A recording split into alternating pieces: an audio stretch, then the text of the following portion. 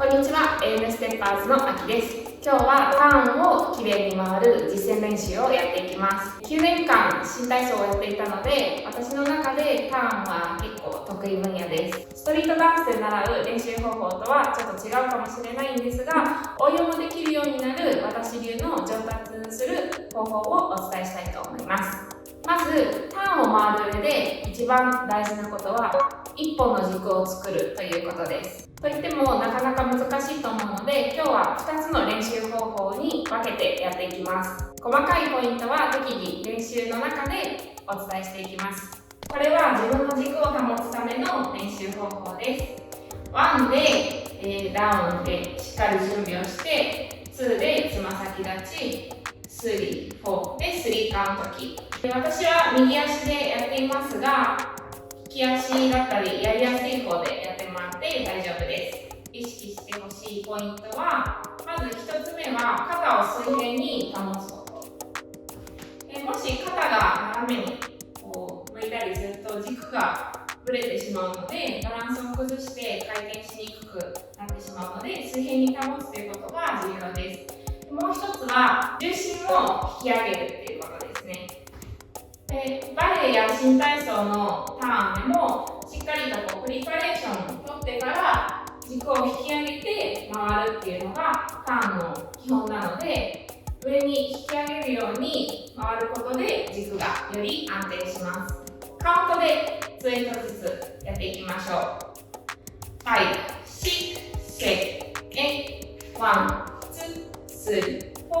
8、1、2、3、4、5、6、7、8、はい。では2つ目の練習方法です。4カウントで1周ターンをやります。まずやってみます。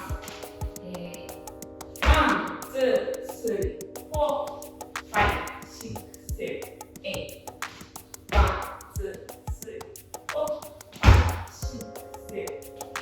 ここで大切なのは目線を一点に集中するということです。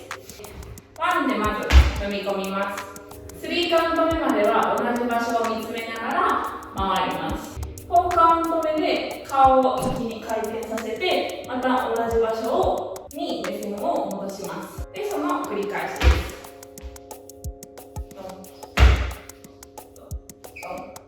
まずは1回転できるようにして、慣れてきたら2回転回るようにしてみてください。目線を一点に集中する理由は、まずバランスを保つことと目が回るのを防ぐことが目的です。で、この練習をするときには自分の目線の高さにあるものを目印として、その場所を一点に集中して練習するとより効果的です。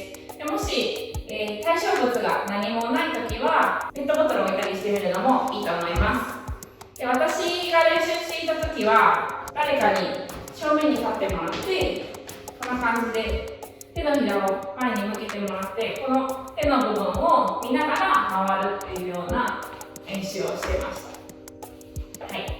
ではツイートやっていきたいと思います。多分やりながら若干進んじゃうと思うんですけども、ここで一番大事なのは目線を残すということなので、少し前に移動しながらでも気にせずにやってみてください。5、6、7、8、1、2、3、4、5、6、7、8、2、3、4、5、6、7、8です。今日のおさらいです。まずターンで一番大事なことは1本の軸を作るということ。そのためのポイントは肩を水平に保つ、重心を引き上げる、目線を残す。ではこれを踏まえて2つの練習をやっていきたいと思います。いきます。